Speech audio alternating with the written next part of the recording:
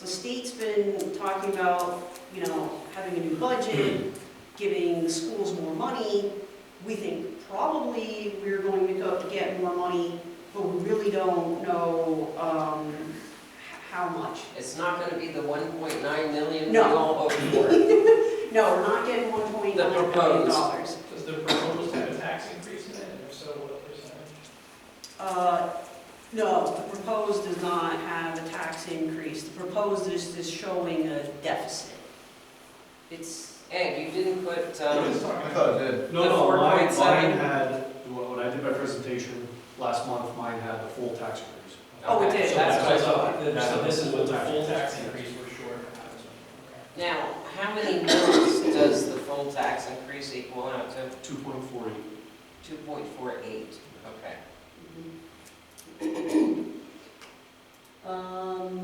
Next slide.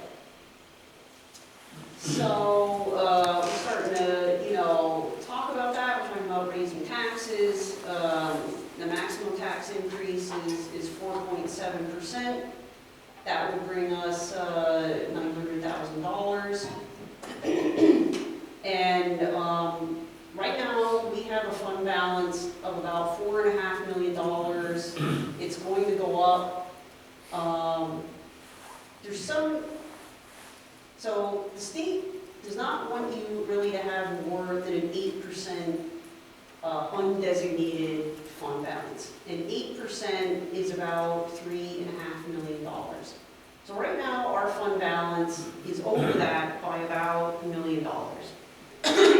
So I talked to Jeff about this, and basically, if we create a budget and we designate this full fund balance as an undesignated fund balance, which is over 8%, we're not allowed by law to raise taxes. You cannot have a budget with that high of a fund balance and then also raise taxes. So, you know, I've learned from Jack and Jeff that ways around that are basically to designate portions of the balance, the fund balance, to a purpose, because then it becomes a designated fund balance, and then by categorizing that money in different ways, now you open up the ability to raise taxes. Yes, Dave? The evil, immoral board in the past did exactly that, and they Right. took the money that they designated for the Peasers, and they spent it on a stadium Yes. illegally. Yes. Now, I highly recommend, just give it back to the public so that they can help fund their kids' educations as needed. And then if you need it from them, you can take it again as before, but it'd be the first time ever that a government said, look, we took too much, our fund balance is too high, let's give it back. Yeah, so I'm not advocating for any type of action at the board in this presentation. I'm giving the board information that I And the have. public. And as I was telling Jack last week, I've been a committee chair in the private sector, and in my past experience, the board president, chair didn't even have a vote. Like, I always felt like my job was to collect the information and give it to the board members so that they can make an informed decision. And that's what I'm trying to do here, to let everybody know the landscape of the situation. And you know, and in the past, my vote has only ever been like a tiebreaker vote. So I want you guys to feel like you know what's going on, and you know, how we're going to make this decision. And this is it. I'm not advocating that we should designate funds so that we can basically sidestep this law that precludes us from raising taxes because we have a really high fund balance. But it is done all across the state. All these school districts are doing this. You know, they just take a portion, you just take $2 million and we say, like, we're going to hire new staff next year, and that's what that $2 million is going to go to, and now it opens the door and you can legally raise taxes. Your proposed budget, they had 0 out of the fund balance, correct? Correct. What was the 500, was was it 542,000 deficit?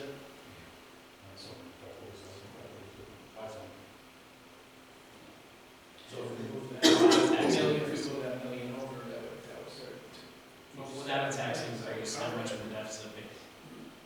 It would be, Yeah, 1.4. So Ed, did the status quo budget have a tax increase in it?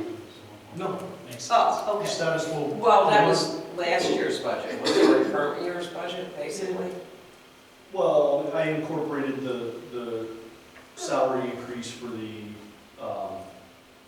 support staff, because that's contractual, it's already into Right. next year, so it basically. And the healthcare And the escalation. healthcare escalation, and then the other items in there that was Yeah. contractual here. Yeah, the status quo just didn't have new positions, and it didn't have repairing salary schedule. Yeah. But there was no tax increase in that. No, But you did have a tax increase in your proposed budget? my presentation had a full tax increase. Okay. Yes. Clearly recall Ed saying that we're not going to replace all the employees at one time. Right, Yeah, he no. said he wouldn't suggest that. Yeah, so- I would suggest that. And that's what we need to deliberate here today. So let's move to the next slide, and here we are. So, so on the left side, this is the list that Jack gave to us. Elementary center, an additional teacher to assist in reducing the number of students per class. A music teacher, a math teacher, the middle school, I believe they're no longer teaching family consumer science there because we lost that teacher, Was it replaced? wasn't replaced. A reading specialist, and then in the high school, a math teacher, a STEAM teacher, 2 secretaries, and a nurse. So you say EC teacher, then you say music teacher, math teacher. What's the EC teacher? It's just a classroom The teacher. classroom teacher. I didn't know they The did problem classroom with- teaching in elementary. I said I didn't know they did math separately. I thought that was just part of the class that you were in. Yeah, I don't know. The Title problem, math, yes. the problem with the EC is the classrooms are small, and we can't go over a certain amount of people in the Before we start classroom. deliberating, have the building principals prepared like a presentation? You guys want to, yeah, let's hear that, yes. Did everybody meet all the principals and things? That's Dr. McGullough and Mr. Zeppelin there for the elementary center, and then Mr. Everts from the middle school, and Mrs. Holland, and Mr. Brown from the high school, so. All right, so we'll talk about the elementary center, obviously, and about the 3 positions you mentioned there. And music teachers, pretty standard. We used to have 2 music teachers, now we have 1. We'd like to have another teacher because 1 teacher is currently teaching 971 kids. And that's once every 8 days. So that comes out to 2 or 3 times they get to see the music teacher per month. So that's something we would try and do. We also like to do that because it allows another teacher to prepare them to have concerts and events that we haven't been able to do because of COVID recently as well, but also we want to get that back into the program, having musicals and programs at the elementary center. The kids love that. It's great for the community and the parents. So that's the music teacher, pretty cut and dry, I think. And I'll talk about the elementary teacher that's listed up there. I'll just give you some current numbers that we have this year. So in kindergarten, currently we have 175 students with 8 teachers. It's an average of 22 kids a class. In first grade, we have 156 students, 7 teachers, average of 23 students per class. Second grade, 151 students, 7 teachers, 22 kids per class. Third grade, 148 students, 6 teachers, 25 students per classroom. In fourth grade, we have 142 students with 6 teachers, average of 24 students per class. And then in fifth grade, which we'll be moving to, the middle school next year, 164 students with 8 teachers. It's an average of 21 students per classroom. The incoming kindergarten, currently we are just wrapping up our kindergarten registration for next year. So currently we have 130 incoming kindergarten students coming into the elementary center, and that's about average from what we typically would have. Typically, we have anywhere between 145 to 165 kindergarten students. Now, our number is a bit up this year, as the current kindergarten class is the largest class in the elementary center. So we are looking to potentially have a teacher maybe follow that kindergarten class for next year, as we only currently have 7 first grade classes, 7 teachers in first grade for next year. And then to finish up the math teacher, so right now we are a Title I math building, and we in third grades 3 through 5, Dr. Magala has really done a nice job in having some specific math support for those kids. And I don't have that in the K-2 level, which we had before. It was a position that we lost through attrition.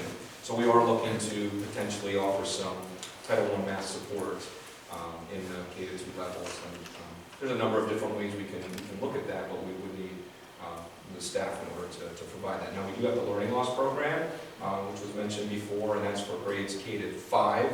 So some kids are getting some remediation and learning loss in the area of both math and reading. Could you explain for us what that math position actually looks like as far as how it translates to students? Because most of them are just taught math by their same teacher that teaches all their other subjects, correct? But students that would need a bit of remediation, specifically in the area of math, right now we have reading specialists that can provide those services through, for specific reading. So this would be almost more like a tutoring thing than it wouldn't be another class necessarily? Not necessarily. Okay.